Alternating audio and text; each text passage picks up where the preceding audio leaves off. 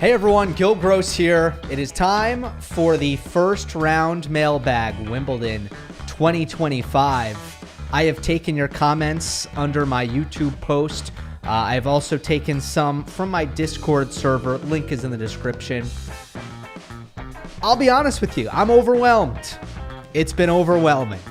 What an insane first 2 days at Wimbledon. I'm slightly regretting not doing a mailbag on Sunday and then making this just like a results rundown show as I do after every round for the first few rounds of every single major. But we'll do kind of a hybrid. I'll make sure to get to the major results no matter what, even if I don't have a comment about it.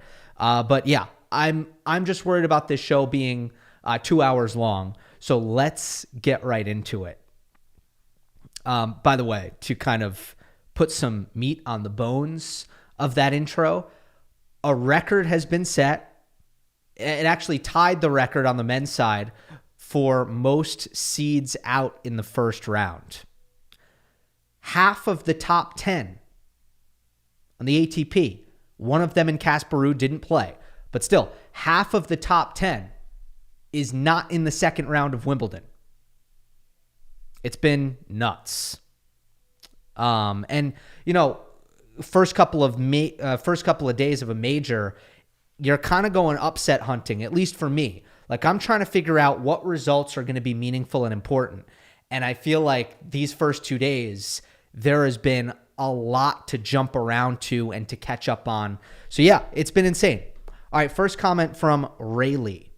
Hi, Gil. There are several stories to highlight this year, but one of them that stands out to me, which is that since the end of 2024, this is the first time in which the 90s gen are clearly in rampaging decay. It's a bit of a chance that this process coincides in parallel with the consolidation of Carlos and Sinner at majors. Do you think this is not a coincidence? And is it precisely because of these two threatening the rest that these Pokemon guys are stepping back? Regards from Spain. Keep it on. I don't get the Pokemon thing. I'm missing that. But I'm with you on everything else. And I've answered versions of this in the past. I do think that to some extent it is a case by case basis. And there are some dangers in just putting Tsitsipas and Rublev and Ruud and Medvedev all in some bucket and talking about them as like a blob of humanity as if they're the same person. At the same time, they do share a commonality, and I think that there's some real truth to the suggestion that there have been some psychological dynamics here that have damaged all of them. Because anybody who was around in the environment 2018, which is kind of when Zverev first really came on strong. Actually, 2017 is when Zverev first came on strong. But I would say 2017 through 2022, just a dominant narrative that these guys were next once because the big three were aging and then the big three were going to go away and these guys were going to rule, just as if it were a given. So they were clearly told that over and over and over again as if it was solid.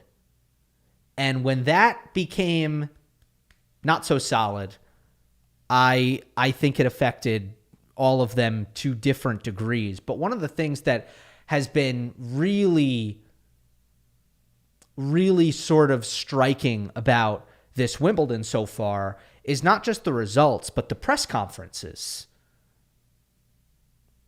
I mean, Tsitsipas's press conference, maybe we'll go over this stuff in more detail. It was dark. It was like alluding to retirement dark. And the impetus of that was, you know, the undertones were a health issue that he's dealing with, but still, it was about being not enjoying himself and being, you know, unhappy with his life on the tour right now overall, having a really difficult time of just doing the thing, living the life. Zverev, first time I've ever seen this from him. It was even darker than Tsitsipas. Just talking about his mental state in a really, really negative way. And we know, you know, we can recall Andrei Rublev and all the things we were hearing from him, particularly last year. Thankfully, And there's a good thing up on the ATP, like a documentary. Thankfully, things have seemingly gotten better for him this year in terms of his just general happiness as a human being. The only guy who seemed to strike a more upbeat tone in the press room was Medvedev, who is actually pretty positive about everything. But I do feel like that kind of plays into what you're asking about now. Is there a sense of discouragement and realization of certain goals not coming to fruition, certain failures that now seem inevitable? Has that taken a toll on these guys? Maybe. But I certainly don't think it was healthy for them as young players, 19 years old through 23 years old, to just be told that this thing is going to happen. And then suddenly the rug is swept from underneath them and this thing isn't happening because other guys leapfrogged them really quickly, really violently, and really comprehensively. And by the way, not just this Wimbledon. Medvedev's records at the slams this year, 1-3. His one win was in 5 sets against a player ranked outside the top 300 in Australia. Tsitsipas, now 1-3. Rude, again, did not play, but I can lump him in here, 2-2 with an injury issue at Roland Garros. I feel like things are not as dire with Casper, to be honest with you. Still not great, right? Rublev, still alive at Wimbledon. He's 3-2.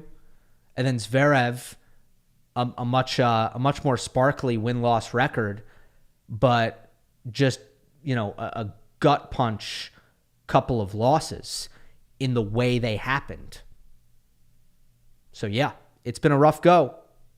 All right. Next one is from SportsFan7332. Hey, Gill, how much should we look into Alcaraz's first-round tussle with Fognini to determine his larger prospects of winning Wimbledon? I know he has struggled in the earlier rounds at slams in the past, but has the match play finally caught up to him physically? He played a 5-hour, 29-minute match against Sinner at Roland Garros, came back a week later and played a few brutally long matches in Queens, and immediately opened up his Wimbledon campaign with a 4-hour, 39-minute marathon.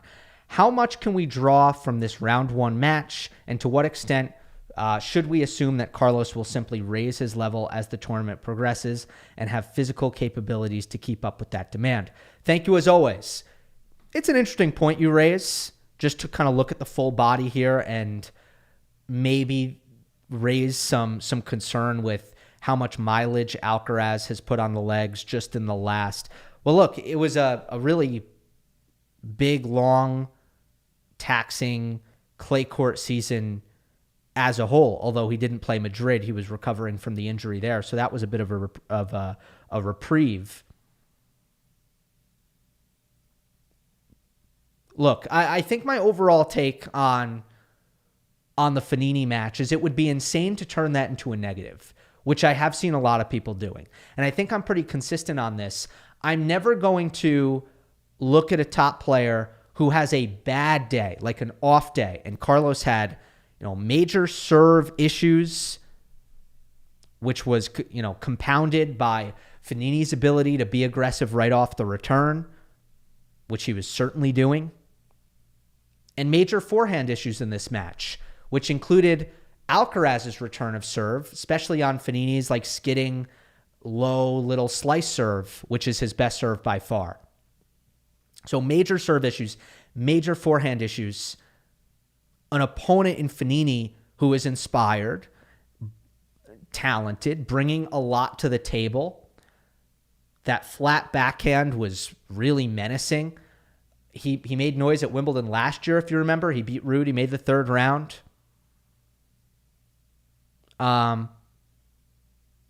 Suffocating offensively off of both wings.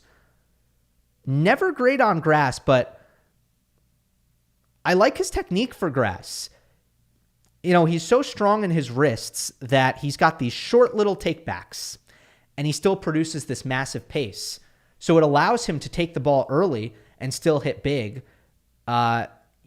and still produce pace even when he doesn't have that much time on the ball, which is like basically the name of the game when you're in a baseline rally on grass. So anyway, there's a lot to like about Fognini. It was a great match. It was a 5-setter. It was very entertaining, unless you were a Carlos fan who was maybe feeling some agony throughout. But it's not as if Alcaraz put himself in a super precarious position. He was never in a position where he was in grave danger of losing the match. If that were the case, I think it would be another story. And let's face it, Alcaraz tightened it up in the 5th set. He tightened it up.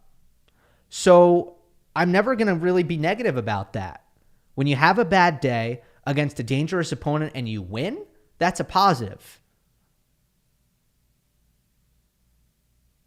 And so often you can fall into this thing where you're copy and pasting a bad level and assuming in early rounds and assuming that's going to mean something going forward, and it just doesn't. I've seen it way too many times. But that said, here's where I'll give full credence to the comment here. He's got to have some quick ones. He's got to have some easy ones. I say that about, anybody. Now, Alcaraz has shown in the past that he does have a level of fitness that can sometimes defy some of that logic. U.S. Open 2020, U.S. Open 2022, obviously, and back-to-back 5-setters, 2-1 comebacks at Roland Garros last year. You could insert that as another example. You could look at the physical performance just in 5-setters as a whole throughout his career as another example. So certainly the endurance, while at a certain point there were some cramping issues, and at a certain point there was some negativity surrounding Alcaraz's endurance. I always pushed back on that slightly, but at this point it's a proven commodity, and that will soften the blow, along with the fact that on grass courts sometimes this your average point isn't quite as physical. Next one from Dabna. 2 first-round exits in a row for slams for Medvedev. The title drought seems to have no end in sight. Is this the beginning of the end for Medvedev as far as contending for the big titles is concerned?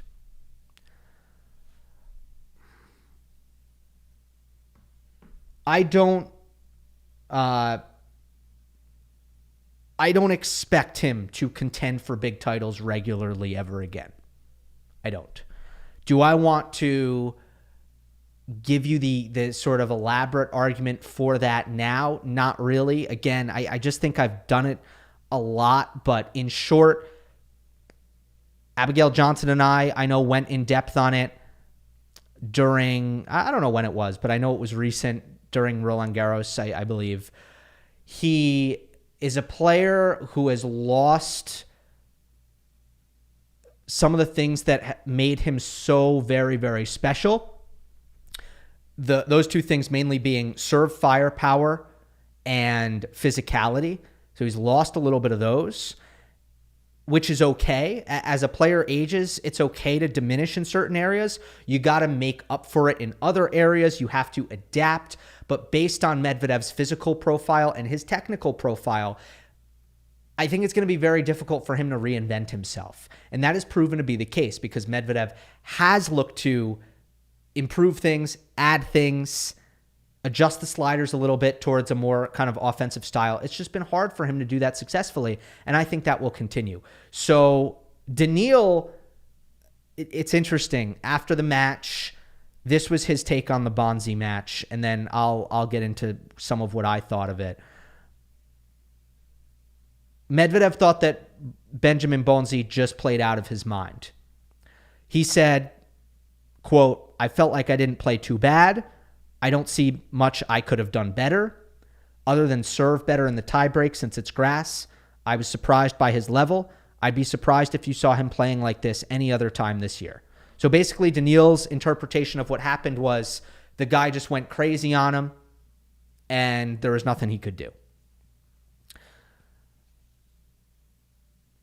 He was pressed in the press conference also pretty hard on are you panicking right now? Are you worried right now about slipping outside of the top 10 and declining overall and struggling at the majors? And he basically said, I would be really worried, but he took a lot of solace in that hollow result. So, okay, sure, fair enough. I mean, I don't really see it that way, but man, it was refreshing just from a human perspective that Daniil seemed to be okay after seeing, not in chronological order, but seeing like the state of Tsitsipas and Zverev just like in total pieces, like shambles. It's like, okay, at least this guy's doing okay psychologically. But circling back, here's my perspective on Daniil's comments about Bonzi just playing an insane match. I think guys do play really well against Medvedev.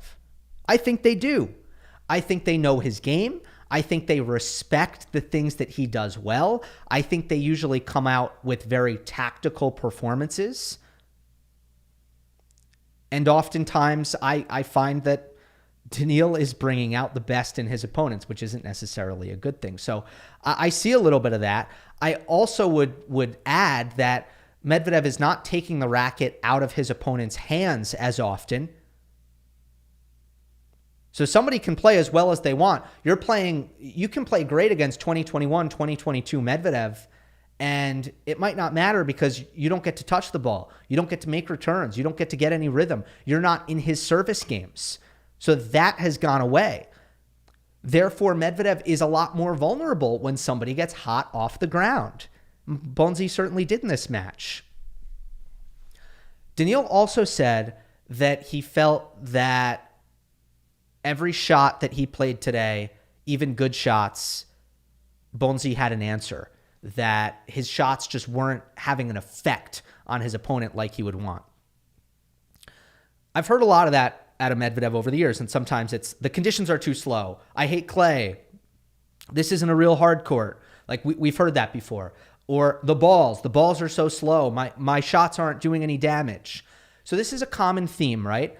It's a little concerning to hear that from him, that his best attacking tennis off the ground is not impactful enough on grass, a surface where his flat strokes, he gets a little skid through the court, although it was hot and dry. So that one, that wasn't as pronounced. But on grass, a surface that generally gives you a little bit of a boost offensively, for him to say against Bonzi, who, by the way, isn't a defensive wizard, isn't the fastest player in the world, for Daniil to say after that match, I felt like I could hit a good shot and it wasn't doing anything, that's a little bit concerning. So I would add that as well. Other points. Let me get to Bonzi at the end, because I do want to just hit on him as well. But for Medvedev, we've discussed the tie-break clutchness being an issue recently, looking at the Opelka loss in Hertogenbosch, looking at the Bublik loss in Halle as far as the lead-ins are concerned. Well, third set tiebreak here ended up being real crucial, and he had a great escape in the 5-6 game, went up an early mini break in this third set tiebreak, and he just unraveled with a lot of mistakes. I mean, he missed a drop shot on a mid-court backhand. He missed a rally ball backhand cross-court in the net, which is the kind of Medvedev miss that just feels a little bit more common than it used to. He double faulted, which has been a common theme in these tie breaks during this entire grass court season. And then on the set point, it was 3-6, so I'm not saying he was going to win this tiebreak, but on the set point, he hit a weak second serve. It sat up, and Bonzi destroyed it forehand right up the middle for a forced error. So just a lot of mistakes there in a really important tiebreak, which is kind of what we've been seeing. Second serve vulnerability, not just the tiebreak. I mean, look, the start of the point is very premium on grass. Very, very premium. Whoever gets on the front foot has a larger advantage on the surface than normal. And Medvedev, you felt, was at a real deficit in the second serve dynamics here. First of all, 12 double faults, and it seemed like he was either pushing the second serve or risking on the second serve. Bonzi averaged 2 miles per hour quicker than Medvedev on his second serve and only double faulted once. Win rates, Medvedev second serve 43%, Bonzi 69%, which also kind of speaks to some poor returning from Daniil, because that's a huge number for Bonzi. Heat factor, really hot day. You could tell looking at Medvedev between the points, especially in the fourth set where he faded big time. And you saw some low leverage bailouts throughout the match. When I say low leverage bailouts, I mean, maybe a 40-15 point or a 40 love point, and Daniil just isn't really investing, which over the course of a match, it can make a difference. You saw a lot of that. Bonzi, you could not tell that it was hot. He just looked normal. Credit to him. There were two results that I thought the Heat played a major role. This was not one of them. I'll get to maybe the others later. But yeah, Bonzi was awesome. And he is a baseline hugging, compact, precision attacker with a sick backhand down the line. He's not super explosive. His spot serving can be decent, but he doesn't serve that big. He doesn't move that great. But just as from a pure ball striking standpoint on this surface, he can get into a zone. And I've seen it also on fast indoor hard courts. He can get into a zone where off of both wings, it feels like he can just hurt you from neutral positions with really excellent down the line, changing of direction and just precision attacking off the ground. I do think that similar to the Norrie loss at Roland Garros, this probably won't age great. I don't think Bonzi is going to make a run and then we'll look at it and say, yeah, Medvedev just ran into a buzzsaw. I don't think so. In fact, he hadn't been having a great year. So we'll see what happens. That's all I've got on Medvedev.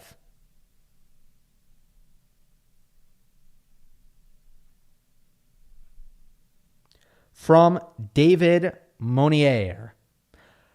Hi, Gil. What are your thoughts on Rune's loss to Jarry? Couldn't watch most of this match, but in the presser, Holger mentioned a lower knee injury that flared up in the fourth set and affected his serve and backhand. He said that in normal conditions, he would have won 9 times out of 10. Aside from that comment being poor taste, I feel like the bigger issue is that his return means he actually would lose this match 9 out of 10 times because of the bigger problem that is his return. Okay, great. You've hit on the two things that I definitely wanted to talk about as it pertains to Holger Rune, who blew a 2-0 lead against Nicolas Jarry. The two things that I wanted to talk about beforehand are his return and his comments about the knee and the overall durability. Big picture on that. So let's start with the return. I wrote in my notes, I felt even in the fifth set, which was theoretically post-knee issue, I thought he had an advantage from the back of the court when the rallies developed. He's got a massive mobility advantage, a solid consistency advantage, at least in theory. But it doesn't ever seem like his mindset is, let's hit a neutralizing return and get a baseline rally started. It doesn't seem like that's often the mindset. It usually seems, even on grass where the chip return can be so effective, no, it usually seems that Holger is trying to somehow take control right away off of Nicolas Jarry's first serve. And it's just kind of, it's fantasy land. Why is that the right approach? Why are the swings so big? It just feels ill-intentioned in terms of Rune's return approach. There might be some technique stuff as well. Susceptibility to the body serve, especially when standing tight, doesn't get out of the way of that one very well. Does kind of need to create some distance between the ball and his body, given his forehand technique. I think that, okay, so I wrote all this in my notes on Monday. Today, scrolling through my Twitter feed, Matthew Willis comes out with a very topical data, what do I call it, graph chart. This is a dumbbell chart where the data set is 2018 to 2025. It shows returns in play percentage and win percentage. And the suspicion that's often been based on like match by match observation that Holger isn't making returns in play, although I did see last year's numbers and he didn't fare too well in it. The suspicion that he doesn't put returns in is absolutely confirmed by this data. Because and this is sort of a random collection of players, but it includes all the top players, and I think all the people that Rune would want to be comparing himself to. Rune was dead last in returns in play percentage, meaning Shapovalov makes more returns in play than Rune. So does Bublik. So does Auger-Aliassime. So does Frtiz. So does Dimitrov. So does Berrettini. So does Tsitsipas. So does Khachanov. So does Hurkacz. So does Botic, Van de Zandschulp. And then after that, we get to some really, elite returners. So I'll stop it right there. Because the names I just mentioned, I think we could all agree, Holger shouldn't be behind all those guys in returns in play, especially because he is at his best, a really, really great baseliner. And the intention should be to give his skills from the back of the court a chance to win him return points and to put the onus on the server to win a baseline rally. But all of this is underscored by the fact that Rune went very heavy on the knee issue in his post-match press conference. For some players, this kind of ends the conversation.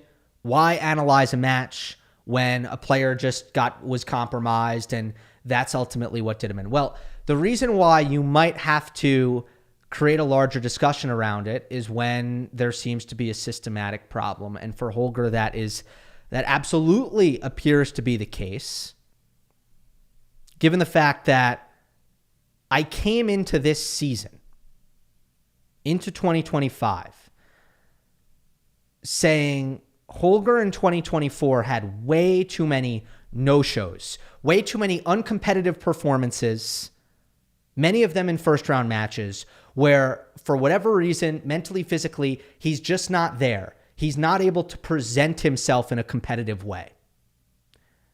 And I'm thinking, whatever the reason for that is, that needs to start happening less if he wants to have any consistency on the tour. Well, Rune has lost 14 matches this year. And in 8 of them, I can say that he couldn't bring physicality or referenced something post-match. 8 of them.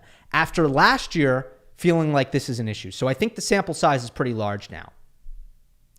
Australian Open, he was point shortening against Sinner in that match. Took a medical timeout for his knee. Certainly looked fatigued quite obviously and blatantly in that match. Like, we're not talking about subtle fatigue. We're talking about like extreme point shortening measures being taken. In Rotterdam, he had the flu. No energy in that match. In Buenos Aires, he came back from the flu, tweeted after that match that he came back too early, that his shoulder wasn't working and his whole body felt vulnerable. In Acapulco, he got food poisoning, just like half the field. So that one, okay, total pass, full pass. Monte Carlo, he retired due to illness. Madrid, after winning in Barcelona, retired with a knee issue. Musetti loses that match and admitted that his fitness was the issue. Again, by the end of that one, he was in point shortening mode. Wimbledon, we're back to the knee. Is he durable enough to play a lot of tennis? Well, he's had 2 deep runs this year. Final at Indian Wells, lost first round in Miami against Opelka. Won Barcelona, retired first round in Madrid. So that's our sample size for how he comes back from a big week. I'm not all that interested in discussing the sportsman-like quality of Holger sort of constantly creating, or not creating, but expressing reasons for when he loses these matches. Because I think if you watch them, you can see like, yeah, he's not competing very well. He's not able to play his tennis. I think you can see that. So he's not making this stuff up. At the same time, it very much signals that there is a problem with either one of 2 things, and it's maybe a combination of both. Either there's a toughness problem, which is to say that if there's a little something wrong with his body, he's not able to fight through it and remain at a decent competitive level, or there is a real durability problem. This is a funky one because we're combining some physical injuries with some illness issues. And by the way, on the illness side, he said that he saw doctors and that they figured it out. So let's see how that plays out for the rest of the year. Hopefully that is the case. But look, he's 22 years old. There are no severe structural injuries other than a left wrist that was definitely something that required a slight operation. I think that was last year. But it's not normal at that age to be playing with diminished assets so regularly. And there's a difference between this and Berrettini, who tears his abs and misses 3 months seemingly every other year, or sprains his ankle and misses 6 months. This isn't Del Potro, who tears up both wrists and fractures his patella and has these like extreme, acute, horrific injuries where I think everybody just says, man, that's bad genetics. That's bad luck. That's how, that's bad. Assuming that the work is being put in preventatively in the gym. Nobody really can say anything about that kind of thing, but this is a little bit different. This is a body that is regularly breaking down, but not regularly suffering acute injury, which makes it sort of an interesting case. Here's the last thing I need to add before we move on. I did not notice anything wrong with Holger's knee in the third set. The fourth set, he was absolutely hobbling around. In the fifth set, it was pretty subtle. If it was bothering him on the serve, okay. In the 4-all game in the fifth set, Holger did not serve well in that game.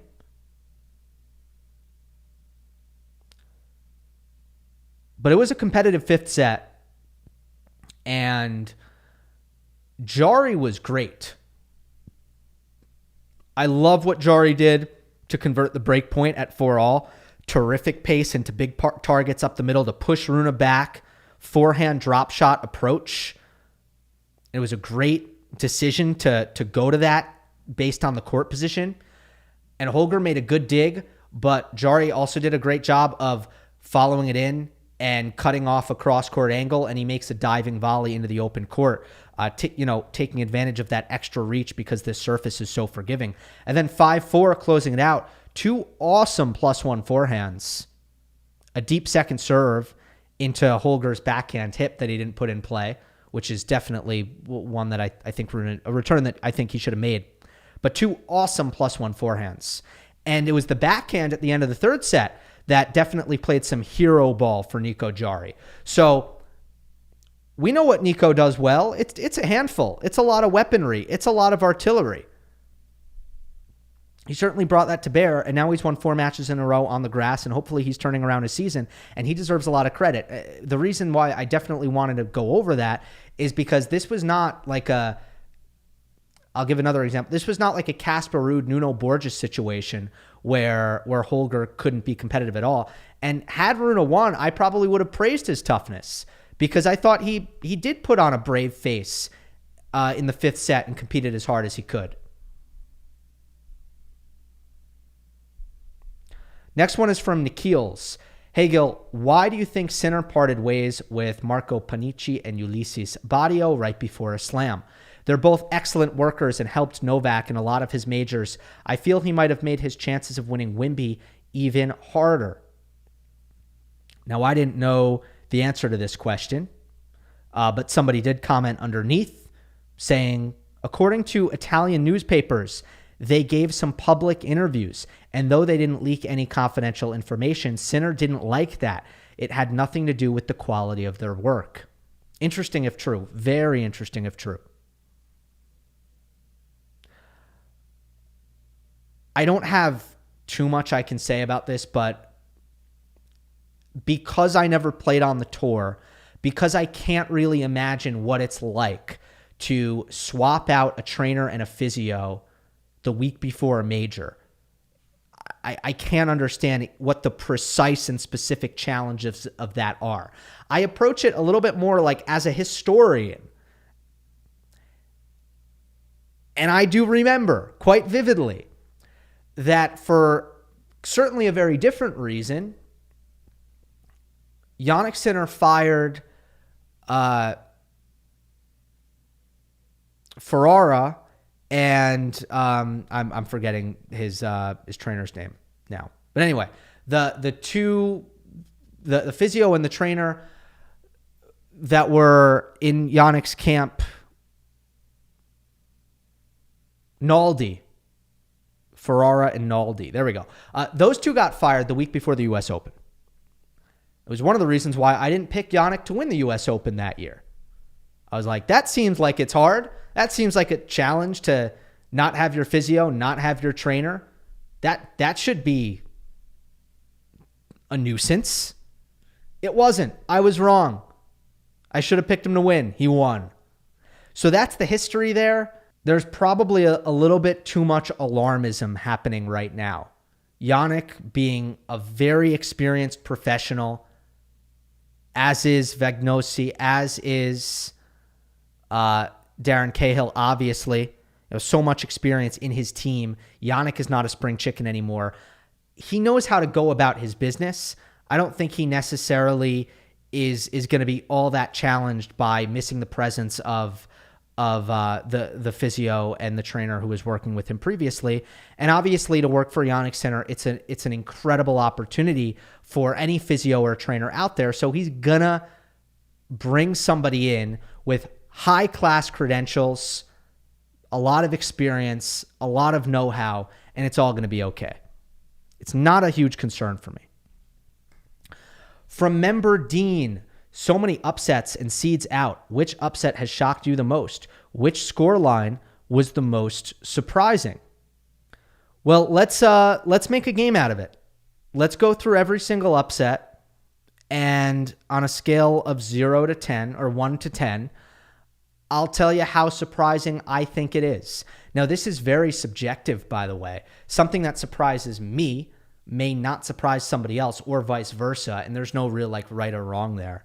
But it'll kind of get a sense, and also it'll be nice to go through all of the upsets because it's such a striking amount of them. Novone over Shapovalov. That's a 2 out of 10. Not surprising. Monfils over Humbert. That's a 5 out of 10. You know what? Is that a 4 or a 5? That's a 4.5 because as a whole, Monfils has been a better player, generally speaking, than Humbert in 2025. He's played better tennis. You can't be too shocked on that account. But the surface, of course, is a massive skew in favor of Humbert. Monfils gets through that one in 5. Basilashvili over Musetti. That, to me, is a 5 out of 10 on the surprise scale. It's not a massive surprise to me. It's why I had Musetti on upset alert. The two factors here, of course, Lorenzo's preparation. We got more details on that, by the way, which I can maybe share a little bit later on.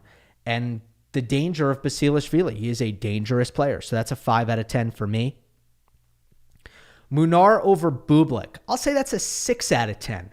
That one is not crazy either. I think given how good Munar has been throughout the season and just knowing Bublik's volatility, the lack of sample size for Bublik as a reliable player to win at majors, I think it's a 6 out of 10. Certainly there is some surprise there, but nothing crazy. Arthur Ferry over Alexei Popyrin. 4 out of 10. Although maybe it's higher because I'm just not that familiar with what Ferry does, but grass is not a great surface for Popyrin. I think that the backhand has been in rough shape recently for the Aussie, and whenever you have a British player, there's at least some experience and some comfort on the grass. So I'll say 5 out of 10 for that.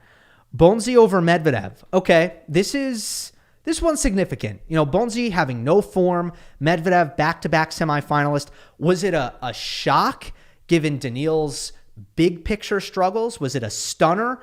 No. But was it a surprise? Absolutely. I'm going to give this the highest score yet on the surprise scale. I'll say 7.5 out of 10. Borges over Cerundolo, 4 out of 10.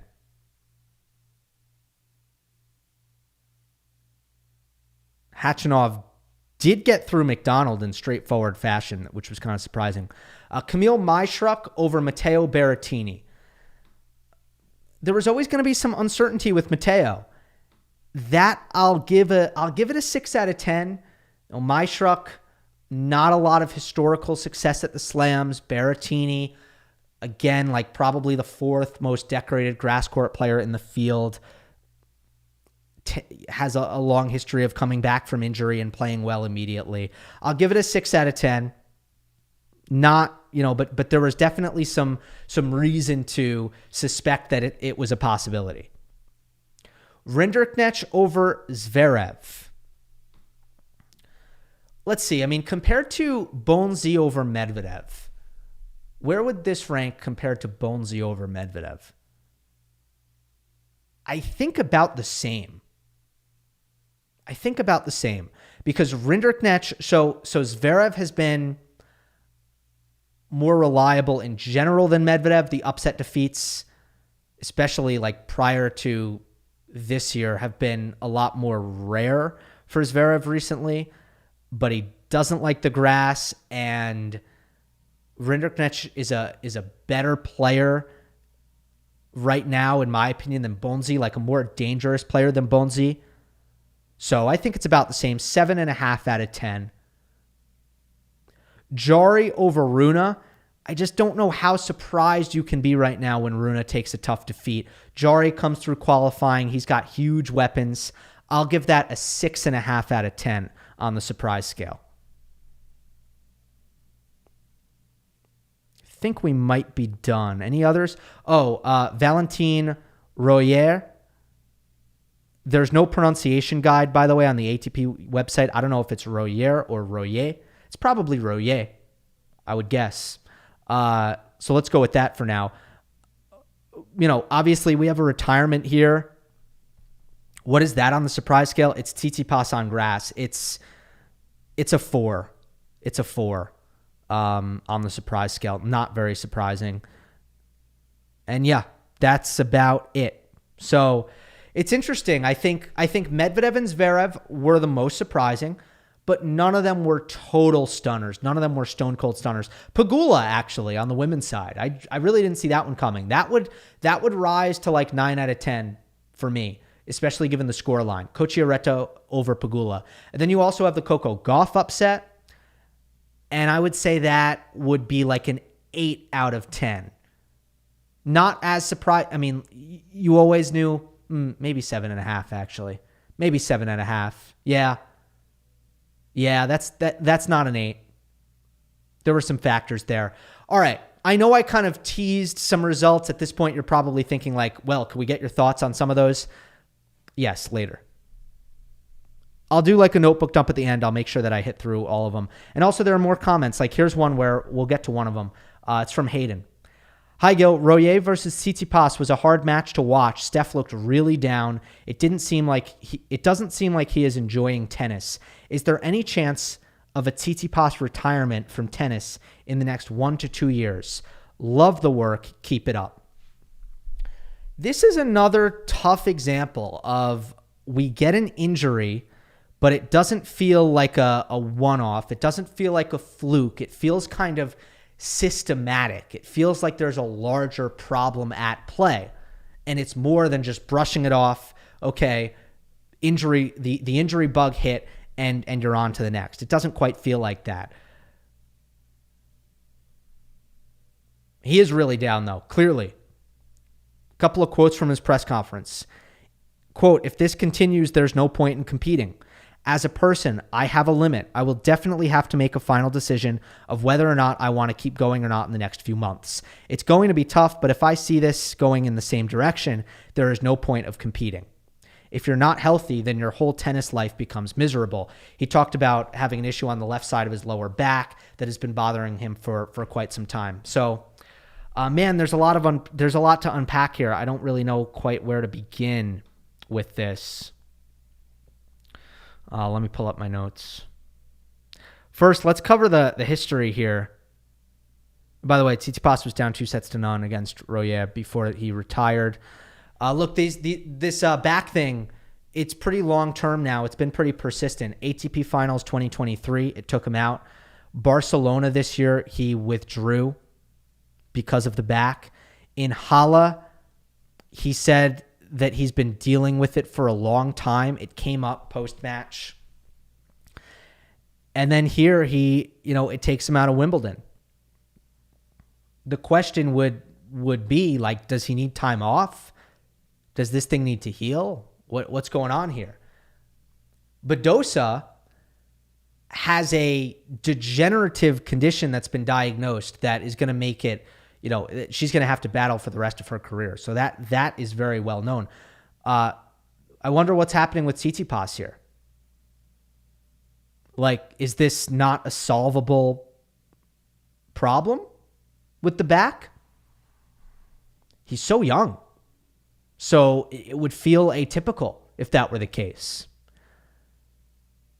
What feels a little bit odd to me is that in this short stretch of time, he seems to be playing event after event after event after event, and this continues to flare up. So it certainly begs the question, like, is the right way to manage this to take a rest? And certainly mentally, it seems like he needs a break.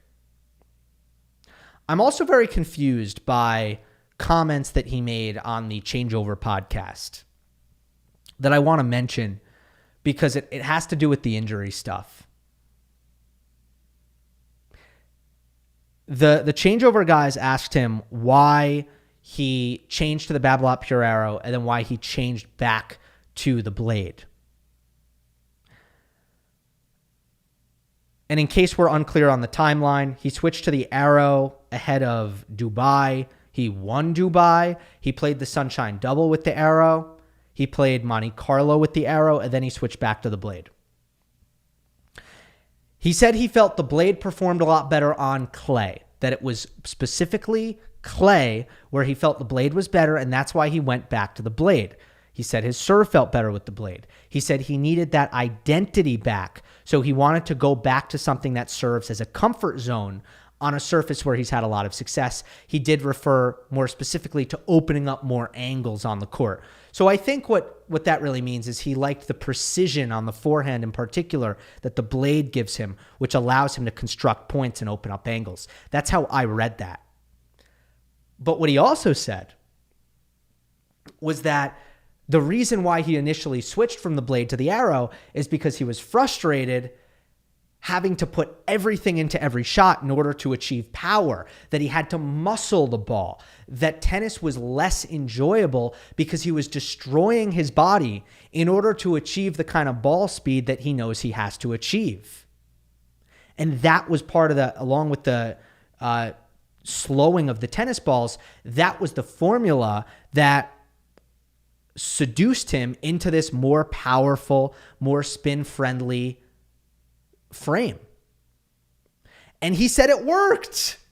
He said when he switched to the Arrow that he felt no pain, that he felt like a healthy tennis player again, that it was incredible how well it worked.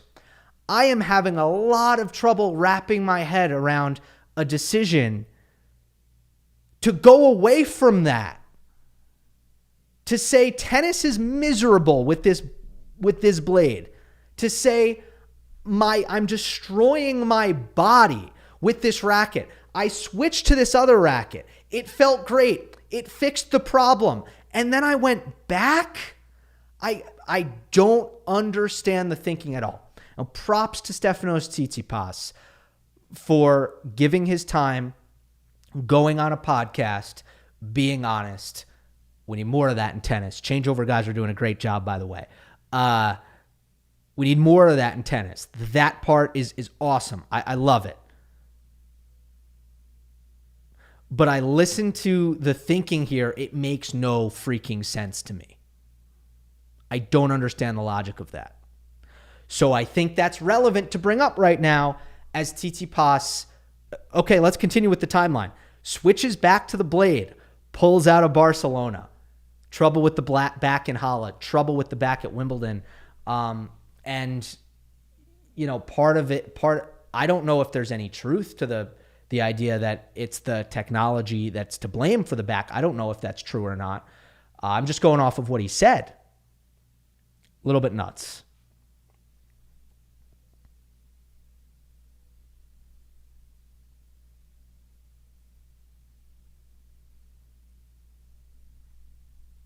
All right, I think that's it on that. Oh, the comment actually asks me, is there any chance of a Tsitsipas retirement? That's the actual question here.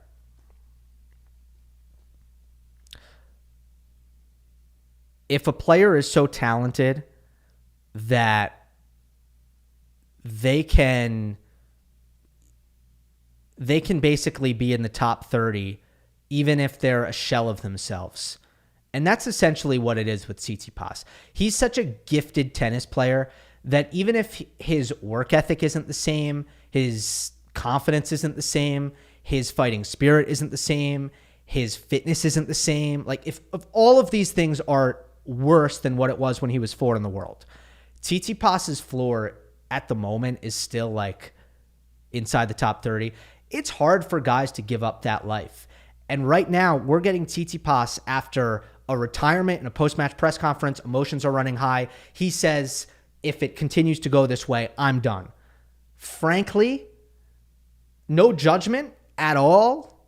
Like, I want him to do whatever he wants to do, whatever is best for him. So let me be very, very clear. That's where I'm coming from here. But if you're asking me, what would I put my money on? I would put my money on, even if Tsitsipas continues to struggle, he ain't going to retire. He's not retiring. In all my years of covering tennis, I don't know how many guys at 28 years old in the top 30 without having like catastrophic injury issues, which Tsitsipas is not, have been like, yeah, you know what? I'm really frustrated. I'm good. Bye. See ya. Peace. Who has done that? Give me an example of somebody who has done that. Genuinely. Comment if you can think of anybody who has been a top 30 player in their late 20s without a catastrophic injury and says peace out. Especially recently, as players have started to play longer and longer. Okay, let's go rapid fire on some more mailbag questions, and then we'll try to do like a mailbag dump style on some results. This is from the Discord. Hello, Discord. I'm going to take a few from the Discord here. Link to that is in the description. From Raptor. Hi, Gill. What do you think are the chances of a one-handed backhand player winning a major in the next 10 to 15 years? And is Wimbledon the likeliest place for that to happen? For a player like Mpetshi Perricard, the surface seems suited to amplify strengths like the serve while mitigating the weaknesses of the one-handed backhand. That it could allow such a possibility. Of course, this also raises another question of whether a player could achieve such a feat despite rather than because of the backhand. Curious to hear your thoughts.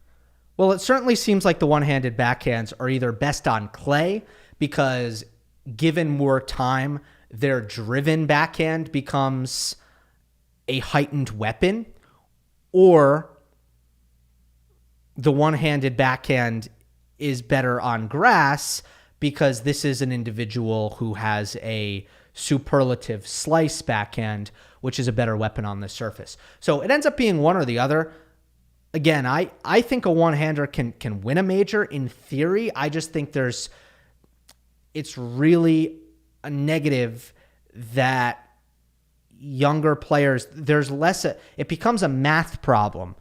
If it's a rarity to see juniors even attempt to have one, it becomes a math problem as it pertains to how likely it is that somebody is going to win a major with one. From Roberto. Hi, Gil. 2 comments / questions about Sinner Alcaraz. I just picked the top one here.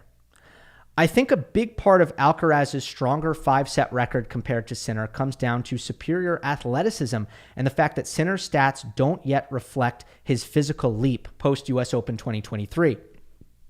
But I also think there's a mental factor. Broadly speaking, Sinner's game is built on control and structure. demanding sustained focus and mental computation, while Alcaraz plays more instinctively and thrives in chaos. That improvisational style plus his occasional focus lapses might actually help him conserve mental energy over long matches. It's a simplification, but do you think there is some merit to it? I would say I think you're onto something, but I don't see it the same way in terms of how you bring it home. I think it ultimately, from a mental standpoint, it comes down to what is Alcaraz's reaction when his back is against the wall, when he has to dial it in, when he's at gunpoint. How does he react to that situation? Time and time again, it focuses him in a way where he extracts the very best level out of himself. And that to me is the key here. So you're not seeing the focus lapse when it's 4-5 down love 30 at the end of a set. You're not going into la la land there. You are, okay, I'm getting desperate. I'm in fight or flight mode. I think that's a good way to put it, actually. The fight or flight mode for Alcaraz psychologically does magical things for him. Whereas Sinner, I don't think much changes for him under pressure, which is why his clutch stats are outstanding. Look at his tiebreak stats. They're awesome. So I wouldn't say like there's something wrong with Sinner's play under pressure. I think there's no chance that you are the winning machine that Sinner has been over the course of the last couple of years if you are not really good on big points. And I'm pretty sure that Sinner's breakpoint save, breakpoint conversion stats are like crazy, crazy good as well. So I don't think it's an issue for Sinner at all. I just think for Alcaraz, there's probably a bigger range between how well he's playing when he really, really needs to bring it or else versus just your average run-of-the-mill point based on what the scoreboard says. From Kodam ATW, with all the racket switches to more open patterns, Tsitsipas, Khachanov, Bublik, etc., and modern serve bots using stiffer, lighter rackets, Perricard Pure Drive, Opelka with a T-Fight, are we seeing a big move away from the chess-style tennis like Murray and Djokovic to a more aggressive power-style player across the board? Yes, 100%. It comes down to generation. Players feel like they need to be able to generate serious pace in order to keep up. It's partially just looking at Sinner and Alcaraz at the top. I mean, have you heard players in press this week at Wimbledon, how reverent they are to those two guys? I mean, that is the barometer right now, the marker. And when you drop the ball short against either of those players, they're absolutely lethal with their ability to generate pace. And I think everybody feels like they need to have that. Plus you have the balls thing, the ball thing and the conditions thing where guys feel like they're not getting as much out of the conditions. So they might need their racket to pick up a little bit of extra slack there. And part of it is also court positioning. I think players are playing further back. You need more ball speed from deeper positions. It's a must. But yeah, that baseline huggy, redirecty, maneuver the ball around the court, play a lot of tactics, be super selective with when you're injecting pace. That kind of probing baseline style.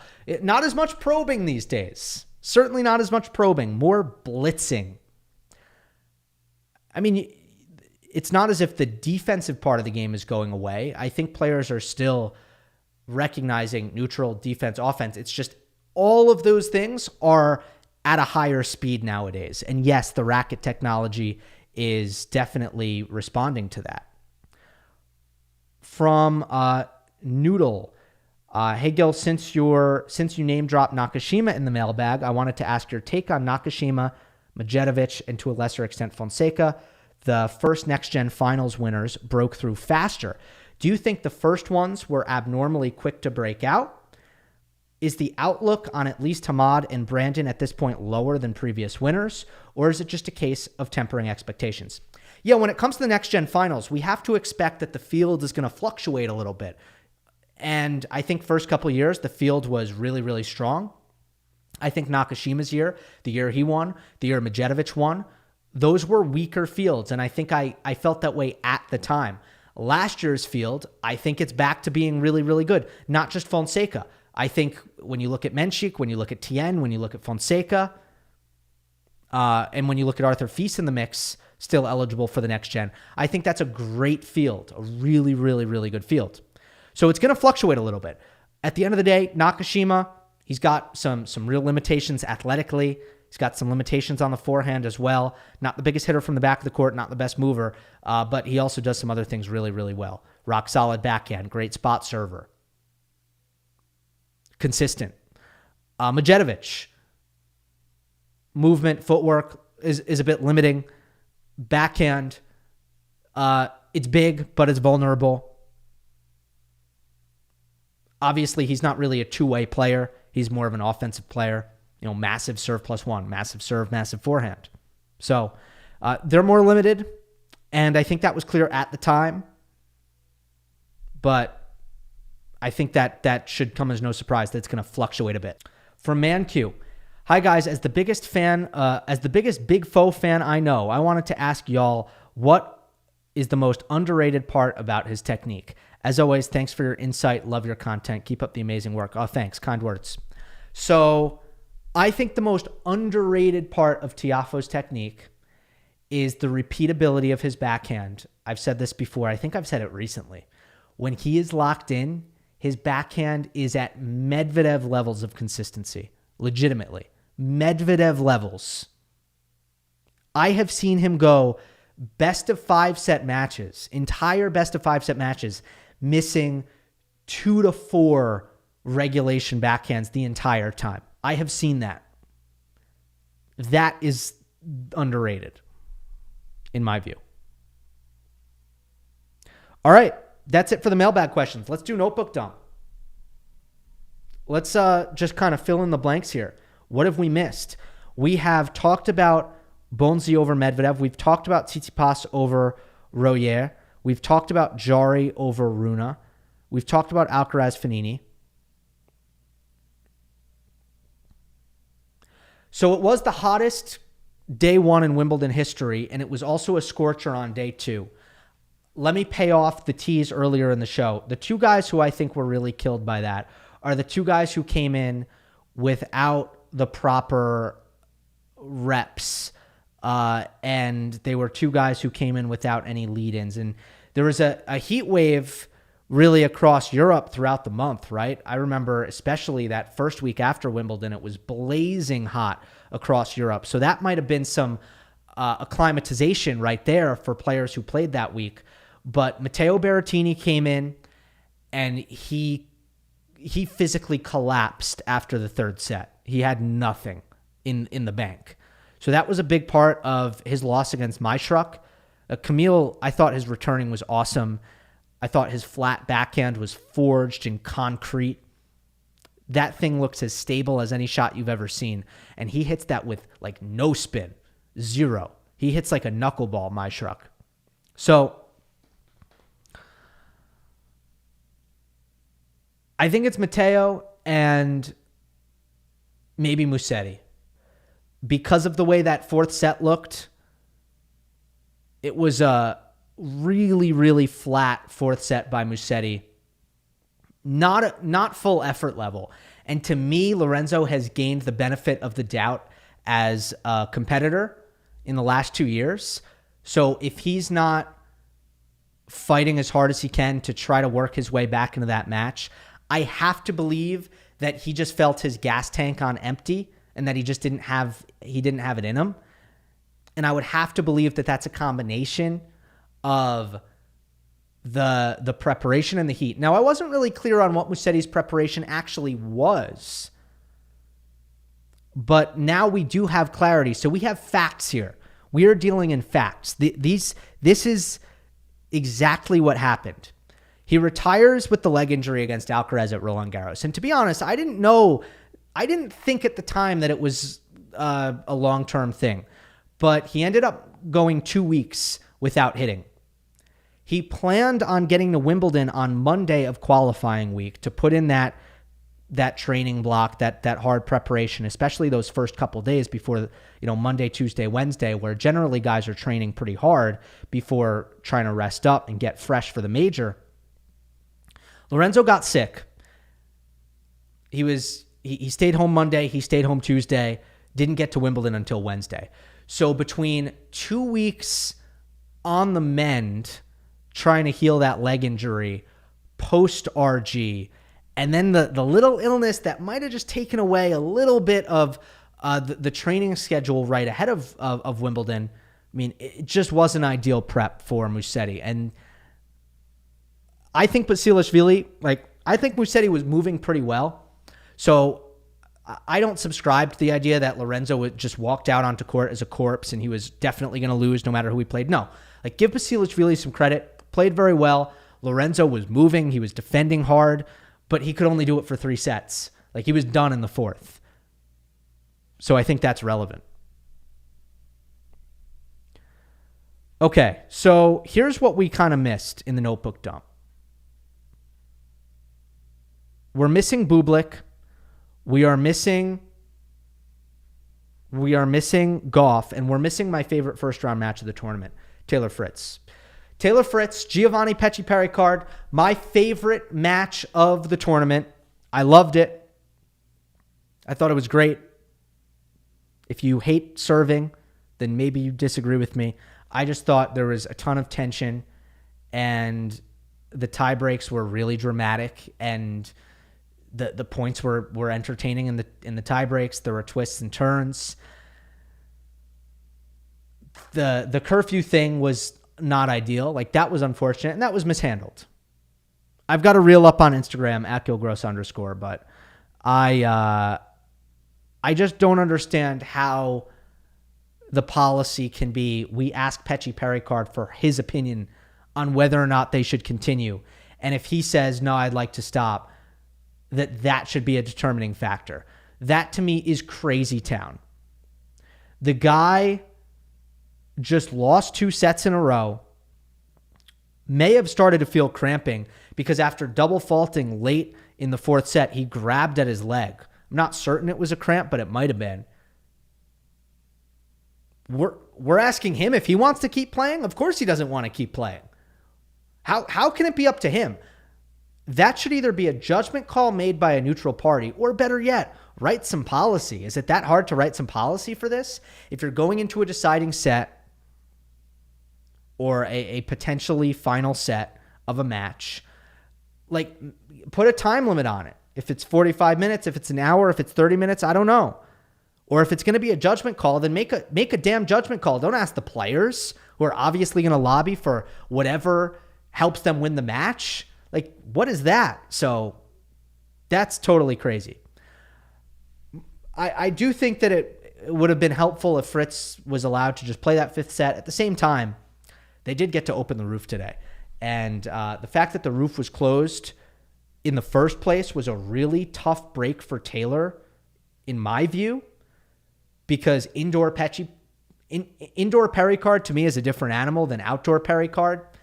And at the very least, the one thing that I think was good for Fritz to come back on the Tuesday is that he got to play with an open roof. But let's talk about this match. Let's talk about the result first. I said pre-tournament, the danger here for Fritz is mental, because he's got a tough draw. It's Diallo next, by the way. He's definitely putting a lot of pressure on himself to make up for lost time after a first half of 2025 that he was frustrated with. And he's done well in the lead up to this grass court season, but in terms of rankings points and in terms of actually feeling good about this swing, you got to bring it home at Wimbledon and have a good couple weeks here. So there's I think a lot of internal pressure on Taylor. He'd be the first to admit it. And you worry about a guy who's really pressing like that. You especially worry about a guy who's pressing and then goes down 2 sets to love in the most excruciating of fashions. He won more total points, 84-80. He had 2 break points, 1 in each set. Mpetshi Perricard had 0. Taylor had 2 set points in the first set breaker. couldn't convert. Taylor had 5 set points in the second set breaker, couldn't convert. Holy moly. I mean, that is gut punch after gut punch after gut punch. He's practically a psychological piñata at that point to go down 2 sets to love. And he kept it together. He kept it together in a match where the margins were so tiny that he was going to have to keep it clean. Couldn't let the mind drift. Couldn't let the focus dip. He didn't. He didn't the entire 5 sets, which is why he didn't face a break point through the first 5 sets. So I thought this was the stuff of mental. I know this is going to be somewhat controversial because Frtiz got tight, especially in that second set tiebreak. He got tight. The first set tiebreak, I don't think the set points were his fault. Mpetshi Perricard played an awesome baseline rally where he strung together, dictating ground strokes in a way that was really impressive. Hit a backhand down the line in there as well. It was really, really awesome stuff by Mpetshi Perricard. But he got tight in the second set tiebreak. Made some mistakes there. But other than that, yeah, this was the stuff. This is mental giant stuff by Frtiz, the way he dealt with this, because this was not an easy circumstance. Mpetshi Perricard deserves a lot of credit as well. The unpredictability at the end of the second set tiebreak. He hit a forehand drop shot. I don't think he'd hit one all match long. Totally buckled Frtiz. He served and volleyed on a second serve. Taylor did not see that coming. Was not expecting it. Floated the return. Would have been a fine return if GMP stayed back, but because he was coming in, he knocked away an easy volley. And there were some really good moments off the ground from Mpetshi Perricard. So even though he didn't generate a break point, even though from a mathematical standpoint, he was kind of teetering the whole time,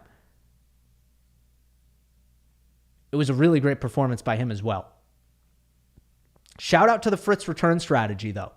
A return strategy that generated Taylor at least one break chance in all 5 sets, 4 of them indoors against Mpetshi Perricard. That's impressive if you ask me. A man who made the 4th round at Wimbledon last year. This Taylor return, where he is standing way up on the baseline. When I say on the baseline, I mean on it. Standing way up on the baseline and blocking forehand returns with a grip that, by the way, is looks Eastern to me. Doesn't look continental, just a note, which I think allows him to drive through it a little bit more. Drive through the block return, but minimal backswing, and he's able to sort of take time away on these block returns because he's taking it so early, despite the fact that the block return is not a fast one. But because he's not floating it and because he's taking it so early, that ball is back on his opponent really quickly. Not only that, he's doing a great job of directing that forehand chip return to his opponent's backhand. He's been very good at that. It is a proven winner in 2025. Taylor Frtiz has not had a good year, but this return strategy, which was being questioned on the broadcast to my dismay, because win or lose, I was going to go to bat for this return strategy. Look at the results. He beat Matteo Berrettini in Miami with it. That's the first time I saw it. He had to move back against Mpetshi. He said after the match, the only reason he moved back was because of the oblique injury. In Stuttgart, he played, which is the fastest grass court that you'll ever see. He beat Alice standing up on the baseline and blocking. He beat Auger Aliassime, one of the elite first serves, with this strategy. He beat Zverev with this strategy. And again, he generated break points in all 5 sets against Mpetshi Perricard, had set points in all 5 sets, made returns and playing the tiebreaks. That is all you can ask for out of your return. Taylor Frtiz almost lost this tennis match, and Mpetshi Perricard had an easy passing shot to go up 6-2 in the 4th set tiebreak. If he made it, he probably wins the match. Taylor Frtiz almost lost this tennis match, but let me be very, very clear. Had he lost, it would not have been because of his return strategy. His return strategy was on point, and I'll say it again, it is a proven winner against big servers in 2025.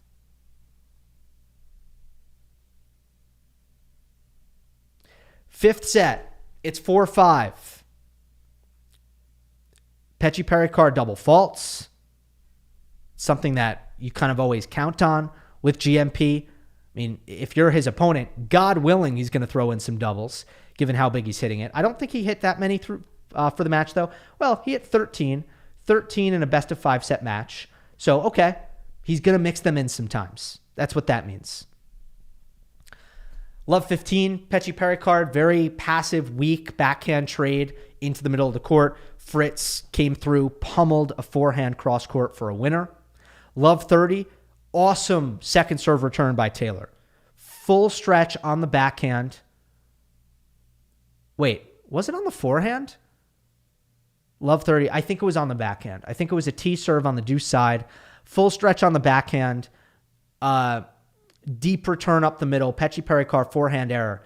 Didn't have really a chance to... I'm not gonna say he had no chance to make the forehand. Obviously, he could have, but that's a forced error. That's a hard return right at Mpetshi Perricard's feet. That's gonna give him fits every single time. Love 40, second serve, just a routine low short block return by Frtiz, and Mpetshi Perricard makes a pretty bad forehand on forced error wide. So no free points in that game for Mpetshi Perricard. Makes a couple of mistakes off the ground. One of them was not a miss. One of them was just a ball that he put right in the middle on his backhand. The other was the forehand on forced error on match point. He threw in a double fault. That was it. That was the match. But at the end of the day, if you ask me, just how well Taylor took care of his serve, just how clean he was off the ground, the balance he struck between being error-free but also applying the requisite amount of pressure in the baseline rallies, the return strategy, I thought Frtiz played incredibly well. And the thing that stands out among all of it is, first and foremost, the level of composure that was on display. Because Frtiz he's a desperate competitor. He desperately wanted to win this match. And the way he lost the opening two sets, I mean, is a tennis player's worst nightmare. And the curfew thing. I mean, he would have felt wronged by that. He did feel wronged by that. But he didn't turn it into, I come out on Tuesday and I can't play my best because I'm pissed off at the tournament organizers. So I think this was one of the most impressive wins that I've seen from Frtiz. Let's do Coco Gauff. So aside from the obvious, which is that Coco needs to turn around from winning Roland Garros, which is a massive emotional release, a massive media tour in the United States the week after, a huge victory lap, and you got to go back to work, and that's a challenge. So, okay, aside from that, everybody has to deal with that after, well, everybody who wins Roland Garros. So I guess that's not a lot of people.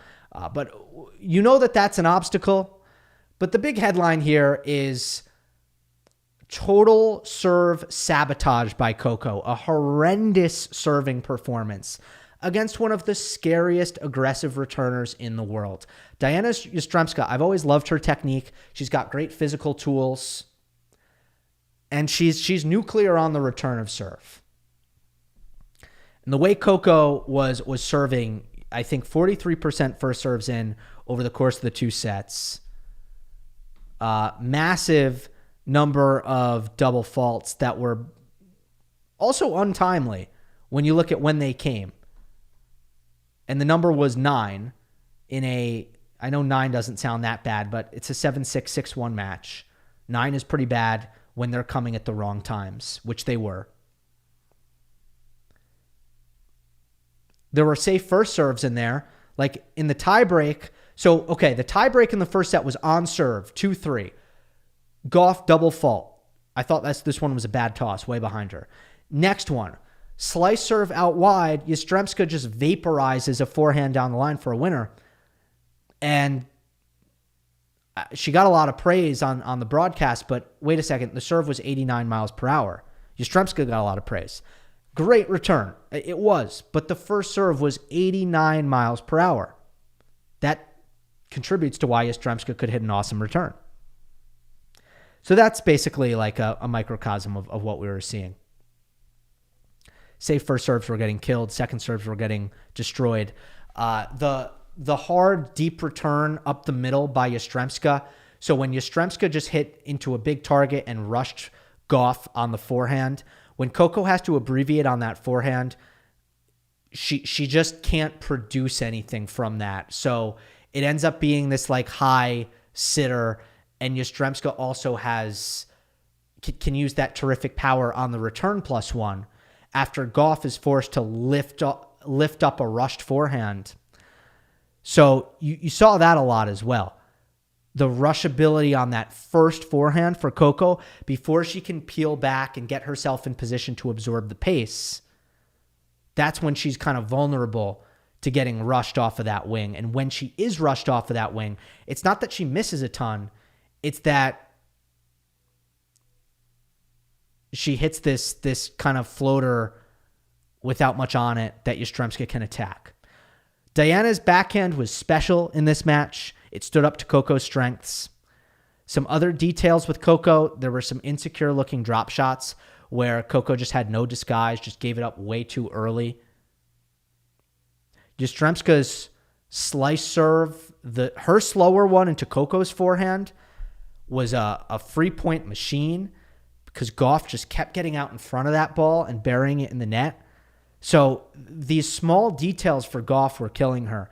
There were some moments where, things looked good defensively for Gauff.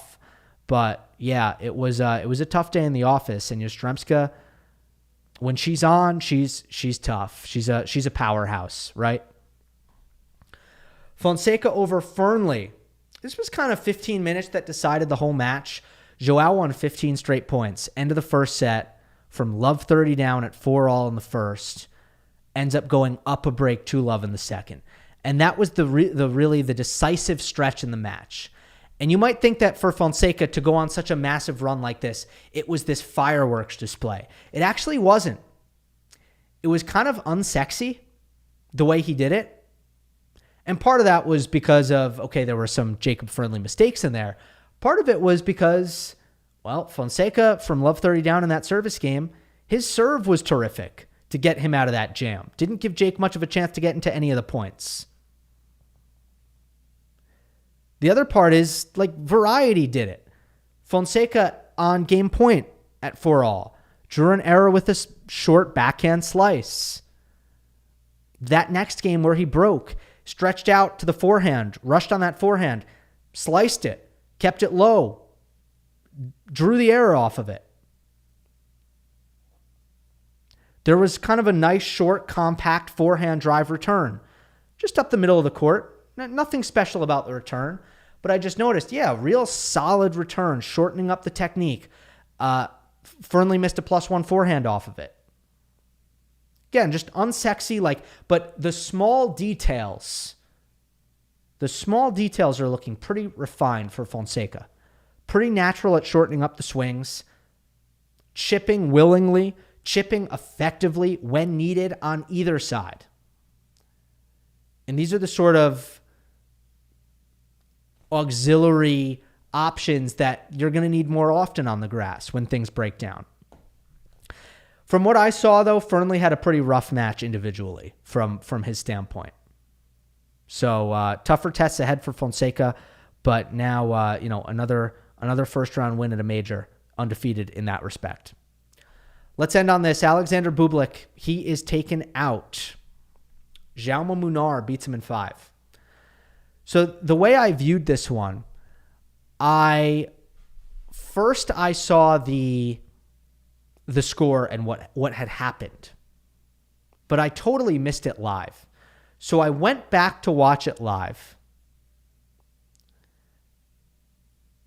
My expectation coming into my viewing was, so Bublik served for the 4th set, got broken, probably had a mental breakdown, probably competed horribly in the 5th and lost at 6-2. That was my assumption coming in. Not really what happened.